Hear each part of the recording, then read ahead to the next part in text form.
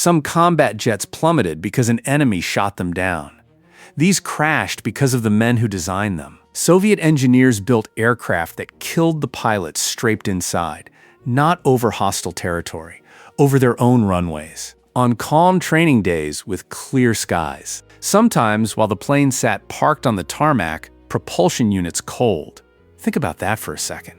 One Soviet bomber carried an escape system that fired the crew straight down, toward the earth, instead of up and away. Take off, lose thrust low to the ground, pull the handle, and the seat threw you into the dirt. How does a machine built to save a life end up doing the exact opposite? Stay with this. The answer says a lot about how these programs actually worked. So how did a superpower keep building jets that killed its own pilots? The answer is speed. The Cold War turned aircraft design into a race with no brakes. Get the new fighter flying before the other side does. Rush it through testing. Push it into squadrons. Fix the problems later, in the field, with real pilots strapped in as the test subjects. That was the deal, whether anyone said it out loud or not. New propulsion units that had barely been proven. Airframes with instability nobody fully understood yet. Escape systems built around theory instead of the messy reality of a low takeoff going wrong. Every jet on this list started as a genuine step forward in engineering, and every one of them carried a design vulnerability the schedule refused to wait for. That is the thread running through all of it. Ambition first, safety somewhere after. Start with the Mikoyan-Gurevich MiG-19. The year is 1954. A twin turbojet fighter and a real step forward for Soviet aviation at the time. But it harbored a fatal structural design. Two propulsion units sat crammed side by side in the rear fuselage, right up against the fuel tanks, with almost no thermal insulation between them. See where this is heading? Heat built up, with nowhere to go. Fuel superheated within its cells. Interceptors caught fire in mid-flight. Some simply exploded. And the pilots flying them knew exactly what volatile machine they were straddling. Jump to 1972. The Bulgarian Air Force pulled every single MiG-19S out of active service and handed its pilots older, slower MiG-17PF jets instead. An Air Force chose worse planes on purpose. Why would anyone do that? Because nearly half their MiG-19 fleet had already been destroyed in accidents. 48%. Propulsion fires and mechanical failures, not enemy action. The pilots refused to keep flying them, and for once, the commanders listened. When the people strapped into a machine would rather take something older and slower to stay alive. That tells you everything. Subscribe if you want the full story behind how these jets were really built. This crisis never remained confined to military aviation. The Tupolev Tu-104 entered service in 1956 as one of the first jet airliners anywhere in the world. Impressive on paper, dangerous in the air. It suffered from something Soviet engineers named Podkhvat, a violent pitch-up. The nose would rear upward on its own, without warning. The aircraft would stall, and then it would drop into a dive that no pilot could pull out of. On October 17, 1958, that aerodynamic trap caught up with a Tu-104A over Kanash. A powerful updraft hit the jet. The nose pitched up, and 80 passengers and crew were gone within minutes. The pilot that day was Harold Kuznetsov. He knew the plane was lost, so he did the one thing left to him. He stayed steady on the radio and called out his coordinates and every movement the aircraft made, right down to the moment of impact. He handed the engineers the data they needed to redesign the plane. He died giving it to them. The Tupolev 104 story did not end when they adjusted the stabilizers. February 7, 1981. Pushkin Airport, near Leningrad. A Tu-104 lifted off loaded completely wrong. Heavy freight, including 6-ton rolls of paper, sat in the back with nothing tying it down. The instant the jet climbed, all of it slid backward. The center of gravity shifted hard. The nose pitched up, the plane stalled, and it fell out of the sky seconds after leaving the runway. 50 people died. A loading error became an international crisis. 16 of the dead were admirals. 16 senior commanders of the Soviet Pacific Fleet erased in a single takeoff. The Navy lost nearly its entire Pacific leadership in seconds, and for a tense stretch afterward, the danger of a misread military move. against the United States climbed right along with the shock. All of it caused by cargo. Nobody bothered to strap down. Out of 96 Tu-104 built, 16 ended as wrecks. Now, that downward ejection seat from the opening. Time to explain it. The Tupolev Tu-22 supersonic bomber reached service in 1962. And one thing has to stay clear. This is the early Tu-22, the one called Blinder, not the modernized version, that came later with upward-firing seats. The early machine used the K-22 escape system, and it fired the crew downward, out through the belly of the aircraft, downward, toward the ground, on a bomber that spent its riskiest. Moments low and slow, right on takeoff and landing. To survive an ejection, a pilot needed at least 350 meters of altitude below the seat. Punch out any lower than that, and the parachute never had a chance to open. So crews who lost control near the runway had no escape at all. They rode the plane down. Out of 311 Tu-22s ever built, around 70 were lost to crashes, roughly 1 in 4.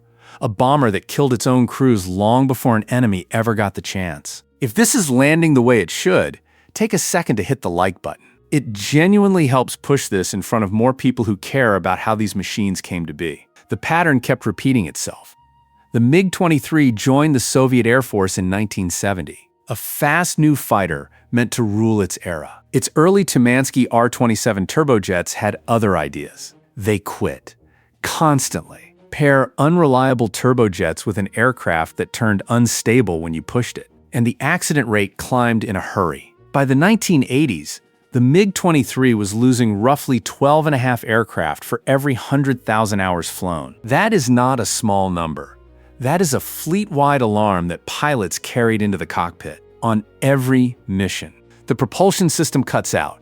The jet gets twitchy and mean. And now you are fighting to bring home a machine that resists you the entire way down. Some pilots managed it. Plenty did not. Then comes the strangest one of the whole list. The Yakovlev Yak-38, a vertical takeoff and landing jet for the Soviet Navy, flying off carriers from 1976. Rising and settling straight up and down like nothing else at sea. Hovering is the most dangerous thing a jet can do. Lose lift while you hang in the air and you drop like a stone. Far too low to react in time. So the engineers built something bold and a little terrifying. An automatic ejection system called the SKEM that did not wait for the pilot to make the call. It sensed a catastrophic hover failure and fired the pilot clean out of the cockpit on its own. No permission requested. And yes, at times it misfired during a perfectly normal hover and launched a man who was doing everything right. Sounds like madness. But that same system also saved more than 30 pilots from crashes they could never have walked away from by hand. Out of 231 Yak-38s built, 37 were lost. The aircraft was seriously compromised. The escape system worked. You would assume these problems died with the Soviet Union itself. They did not. Look at the Tu-22M3, the later backfire bomber, and kept this straight, because it matters. This is the modernized machine with proper upward-firing seats, not the old downward blinder from the 60s. It still flies today. March 23, 2021, Shaykovka Air Base. 3 crew members sat inside a Tu-22M3 when their ejection seats suddenly activated by mistake. On the ground. Not in a dive, not in an emergency. Parked. The seats fired the men straight up with no altitude whatsoever for their parachutes to open. 3 lives lost, and the bomber never even left the tarmac. 60 years after that first downward seat design killed crews on takeoff, the escape system was still finding new ways to kill the people it was built to save. Different malfunction. Same grim result. And the aging never stopped catching up.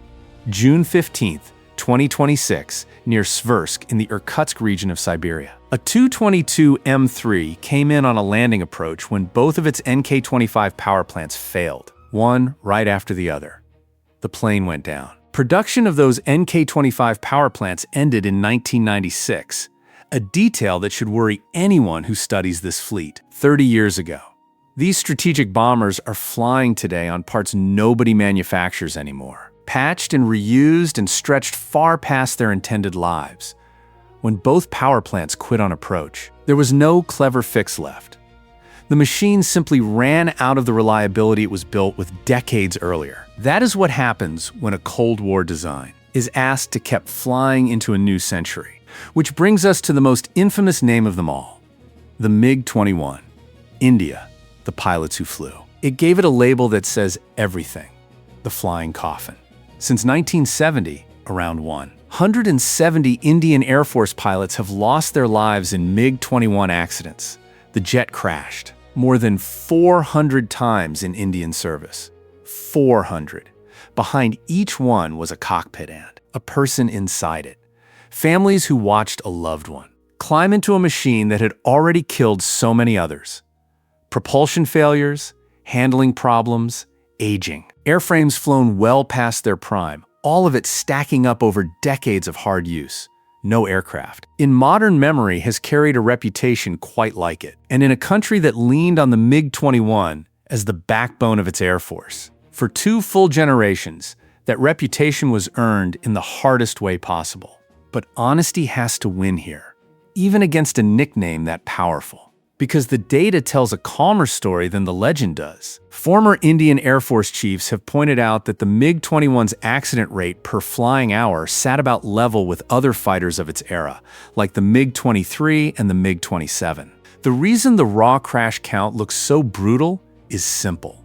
India flew the MiG-21 in unprecedented flight scales for a 6-decade timeline. More flights mean more accidents, even at a normal rate. On September 26, 2025, India finally retired its last MiG-21 squadron, closing out 62 years of service. Longer than most of the men who flew it had been alive. Deadly, yes. Cursed, no. Just old, overworked, and kept flying far too long. So what actually connects all of this? Not one bad aircraft. A mindset. Build it fast, fly it now. And let the people in the cockpit discover the vulnerabilities the hard way. That was the cost of moving first, in a race that never slowed down. 7 decades of it. Pilots who climbed in knowing the machine might turn on them. And did it anyway. Because someone had to. One thought lingers above the rest. The most dangerous enemy those crews ever faced was bolted into the seat beneath them, not stationed on the other side of a border. Some of these designs saved lives too. And that truth deserves its place, because this history refuses to be simple. If any of this stayed with you, like and subscribe. There is far more of this story left to uncover, and every piece of it deserves to be seen.